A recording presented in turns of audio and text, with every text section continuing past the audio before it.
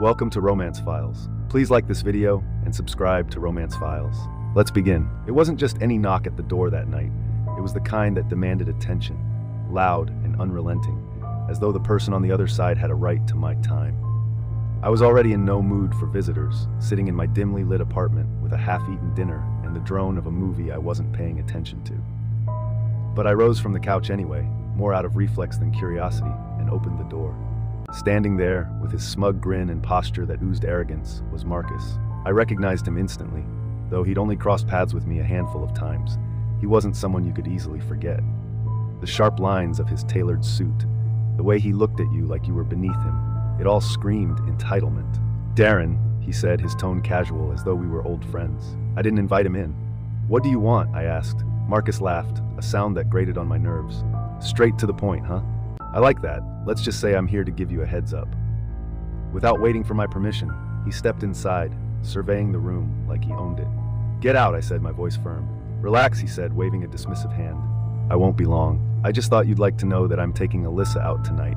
A proper night out, you know, the kind she deserves." The air seemed to grow heavier with every word he spoke. Alyssa, my wife, the woman I'd shared my life with for the past 7 years. "What are you talking about?" I managed to ask, though my voice came out strained. "Oh, don't act surprised," Marcus said, leaning against the back of my couch as though he belonged there. "You've seen this coming, haven't you? She's bored, Darren, and let's face it, you're not exactly keeping her entertained." My fists clenched at my sides, but I forced myself to stay calm. "Get out," I repeated.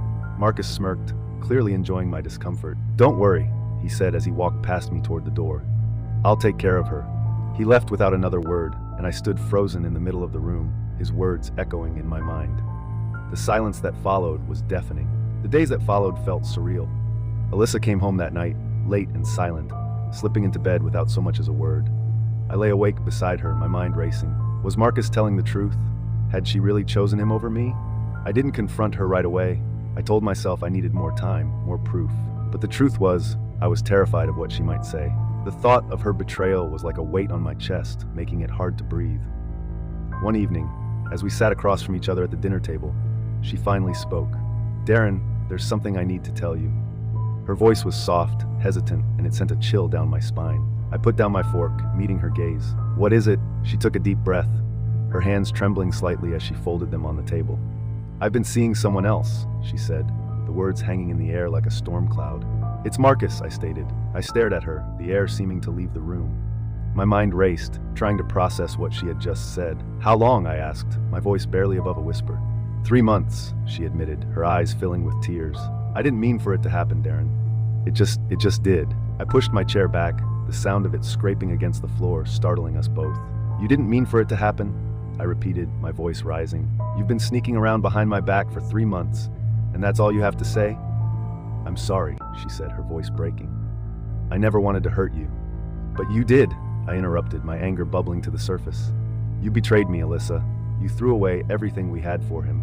Alyssa left that night, taking only a small bag of clothes and leaving me with a house full of memories that felt like ghosts. The silence was unbearable, but I refused to let myself fall apart. If she thought she could walk away without consequences. If you enjoyed this video, consider liking my video. She was wrong. For days, I wandered the house like a man possessed, replaying every conversation, every moment that had led up to her betrayal. It wasn't just her I was angry at, it was Marcus too. He had come into my life uninvited, taken what wasn't his, and left me in ruins. But I wasn't gonna let him win. Not like this. The ache of betrayal was unbearable, but it was the quiet moments that hurt the most.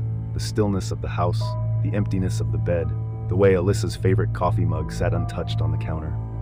It all served as a constant reminder of what I had lost. For days, I allowed myself to wallow, to feel every ounce of the pain she had inflicted. But then something changed. Anger replaced grief, determination replaced despair. If Marcus thought he could waltz into my life and take what was mine, he had underestimated me. I wasn't going to be the pathetic husband left in the dust. I was going to fight back. My plan began with one simple truth: knowledge is power. Marcus had presented himself as a confident, untouchable man, but I knew that confidence often masked insecurity. Everyone had weaknesses, and I intended to find his. I started my investigation in the most logical place: his social media. Marcus was the type of man who lived for validation, and his profiles were filled with photos of expensive dinners, exotic vacations, and flashy cars. But the more I scrolled, the more I noticed inconsistencies. One particular post caught my attention. It was an old photo of Marcus and another man, their arms slung over each other's shoulders, grinning at the camera. The caption read, "The start of an empire. Couldn't have done it without you, Jared." The name struck a chord. I didn't know much about Marcus's past, but I was certain I had never heard him mention Jared. Curious, I searched the name alongside Marcus's business ventures and found articles detailing a startup they had founded together years ago. The articles painted a picture of a successful partnership until Jared's sudden and unexplained departure. Intrigued, I dug deeper. Jared had disappeared from the business world shortly after leaving the startup, and the more I read, the more suspicious the circumstances seemed. Whispers of lawsuits, shady deals, and internal disputes painted a picture of betrayal and deceit. This was my first thread, and I was determined to pull it. If Jared had been burned by Marcus, he might be willing to help me. I spent hours trying to track him down, following a trail of digital breadcrumbs that eventually led me to a small law firm on the outskirts of the city. When I walked into the firm, I wasn't sure what to expect. The receptionist directed me to a modest office in the back, where a man in his late 30s sat hunched over a stack of papers. His hair was disheveled, and his suit looked like it had seen better days, but there was a sharpness in his eyes that told me he hadn't lost his edge. Don't miss out on the journey to 1,000 subscribers. Hit that subscribe button now and be part of something big before everyone else. Jared, I asked, stepping into the office. He looked up, his expression wary. Who's asking? My name's Darren, I said, extending a hand. I think we might have a mutual enemy. Over the next hour, Jared and I exchanged stories, finding common ground in our shared disdain for Marcus. Jared's tale was one of betrayal, a pattern that seemed all too familiar. We built that company together, Jared said, bitterness lacing his voice. But the moment things started taking off, he pushed me out, using a technicality in the contract to take everything we built. I nodded, my own anger bubbling to the surface. He did the same thing to me, took my wife, my life, everything I cared about. Jared leaned back in his chair, a thoughtful expression on his face. If you're serious about taking him down, you'll need more than just anger. Marcus is good at covering his tracks. That's why I need your help, I said. You know how he operates. If we work together, we can find his weak spots. Jared hesitated for a moment, then nodded. All right, Darren, let's do this. But if we're going after Marcus, we need to be smart about it. Our first step was to gather evidence. Jared still had access to old files from their startup days, documents that hinted at the underhanded tactics Marcus had used to climb the ladder. It wasn't much, but it was a start. We also began looking into Marcus's current business ventures. On the surface, everything seemed legitimate, but Jared was quick to point out red flags. Unusual transactions, shell companies, and partnerships with questionable individuals. As we pieced together the puzzle, a pattern began to emerge. Marcus had built his empire on a foundation of lies, and it was only a matter of time before it all came crashing down. While Jared focused on the financial side of things, I turned my attention to Marcus's personal life. His social media accounts painted a picture of perfection, but I knew better. Beneath the surface, there were cracks, and I was determined to exploit them. One evening, I found myself outside an upscale restaurant where Marcus was dining with Alyssa. I stayed in the shadows, watching as they laughed and sipped expensive wine. It was a bitter pill to swallow, seeing her with him, but it also fueled my resolve. As they left the restaurant, I followed them at a distance, taking note of their routines and interactions. It wasn't long before I noticed something interesting. Marcus had a tendency to take calls in private, stepping away from Alyssa to handle business matters. It was a small detail, but it hinted at secrets he didn't want her, or anyone else, to know. Marcus's habit of taking private calls intrigued me, so I decided to dig deeper. It wasn't easy. He was careful about what he revealed publicly. But there was one thing people like Marcus always overlooked. They trust the wrong people. I began to track his movements more closely, learning his routines and favorite haunts. He frequented an exclusive members-only lounge downtown, a place where deals were made over whiskey and cigars. I couldn't gain access, but I didn't need to. The parking garage offered plenty of opportunities to observe from a distance. One night, as I sat in my car watching Marcus leave the lounge, I noticed something strange. He wasn't alone. A man I didn't recognize followed him out, their conversation tense and animated. Marcus kept glancing over his shoulder, as if afraid someone might see them. The man handed him a folder before walking away. Marcus shoved it into his briefcase, his expression grim. Whatever was in that folder, it wasn't good news. I waited until Marcus drove off before stepping out of my car. The man who had handed him the folder was still in the parking lot, pacing and muttering into his phone. He looked agitated, and I decided to take a chance. "Hey," I called, approaching him slowly. "You all right?" He looked up, startled, his phone still pressed to his ear. "Who are you?" Just someone who noticed you seemed upset, I said, keeping my tone casual. Rough night? He hesitated, then hung up his phone with a sigh. You could say that. Trouble with Marcus. I asked, what do you know about Marcus? Enough to know he's not someone you want to trust, I replied. Let me guess, he made you a promise he didn't keep? The man laughed bitterly. More like a threat I can't ignore. He's got dirt on me that could ruin my career. What kind of dirt? I pressed, sensing an opportunity. Victor hesitated, then shook his head. It doesn't matter. The point is, he's got me under his thumb, and there's nothing I can do about it. Maybe there is, I said. What if I told you I'm building a case against Marcus? With the right evidence, we could bring him down for good. Victor studied me for a long moment, then nodded. All right, but if I'm going to help you, I need to know I can trust you. Victor's involvement proved invaluable. He had access to documents and communications that exposed Marcus's unethical practices, and he was willing to share them as long as I kept his name out of it. Meanwhile, Jared continued to dig into Marcus's financial dealings, uncovering a web of corruption that spanned multiple businesses. Each new discovery painted a clearer picture of the man who had stolen my wife and shattered my life. But it wasn't enough to expose him. I wanted Marcus to feel the weight of his actions, to experience the same humiliation and loss he had inflicted on others. I decided to hit Marcus where it would hurt the most, his reputation. Using the information Victor and Jared had provided, I began crafting an anonymous dossier detailing Marcus's crimes. It was a meticulous process, compiling years of deceit into a narrative that couldn't be ignored. Once the dossier was complete, I leaked it to several influential figures in the business world. The fallout was immediate. Clients began pulling their accounts, investors distanced themselves, and whispers of an impending investigation spread like wildfire. While Marcus scrambled to contain the damage, I turned my attention to Alyssa. It wasn't enough to ruin Marcus, she needed to face the consequences of her betrayal as well. I knew Alyssa had been enjoying the lavish lifestyle Marcus provided, designer clothes, expensive vacations, and a luxury penthouse. But that life was built on a foundation of lies, and it was time for her to see it crumble. I made sure she was copied on every piece of damning evidence I uncovered, sending her anonymous emails and messages that painted a stark picture of the man she had chosen over me. The first cracks began to show in Alyssa's facade. She stopped posting on social media. Her once vibrant accounts were now eerily silent. When I passed by their penthouse one evening, the lights were off, and the Dew Orman confirmed they had been arguing more frequently. A part of me felt guilty for dragging her into this, but that guilt was fleeting. She had made her choice, and now she would have to live with it. Alyssa's silence was a sign that things were unraveling for her, but I wasn't done. It wasn't enough for her to see Marcus's world falling apart. I needed her to feel the consequences of her choices in ways she couldn't escape. I turned my focus to the penthouse, a symbol of the life she had chosen over the one we built together.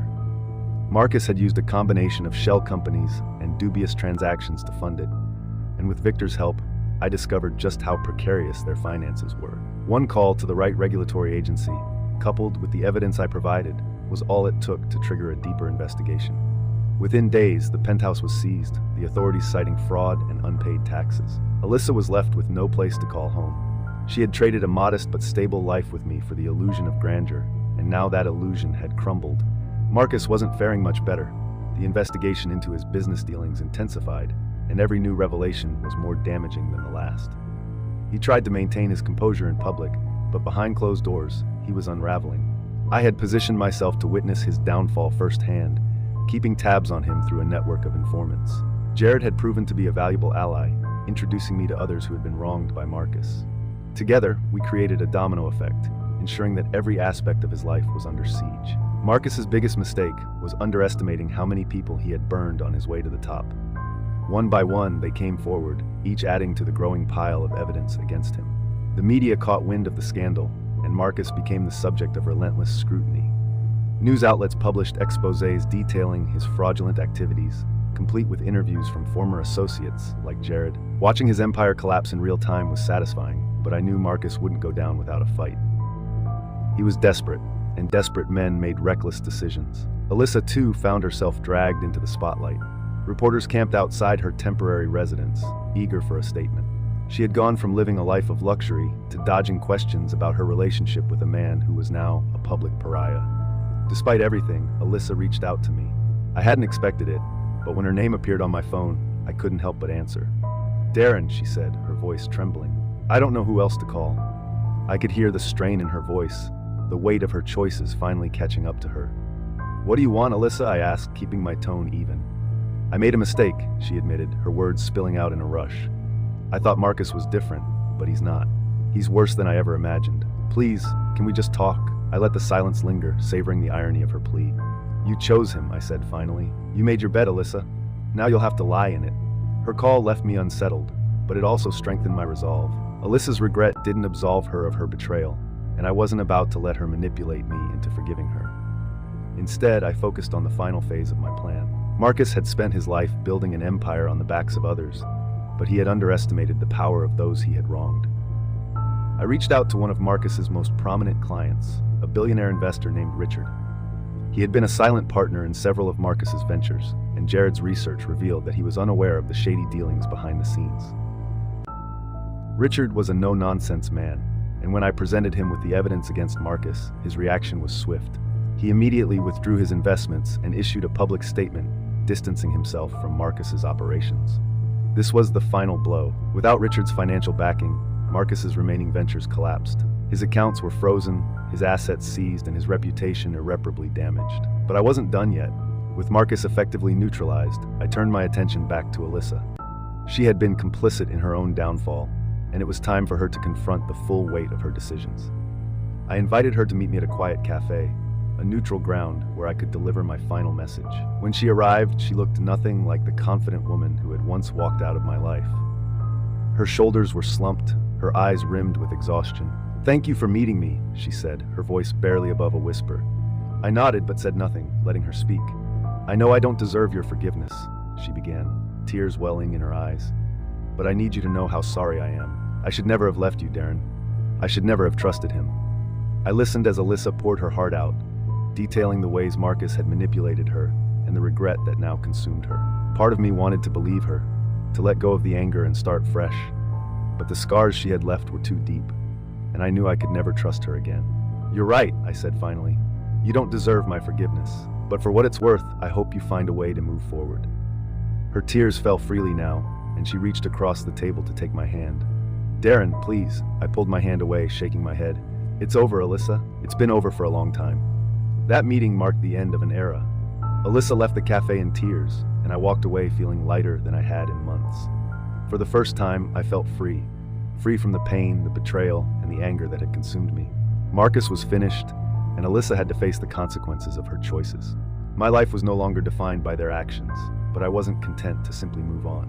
I wanted to rebuild, to create a life that was stronger and more fulfilling than the one they had tried to take from me. The next few months were a time of renewal. I threw myself into my work, reconnecting with old friends, and focusing on the things that truly mattered. Jared and I stayed in touch, and together we started a small business that quickly gained traction. It felt good to be building something again, to channel my energy into something productive. For the first time in a long time, I felt hopeful about the future. Alyssa tried reaching out a few more times, but I never responded. I had nothing left to say to her, and I didn't want her to be part of the life I was rebuilding. As for Marcus, the last I heard, he was facing multiple lawsuits and criminal charges.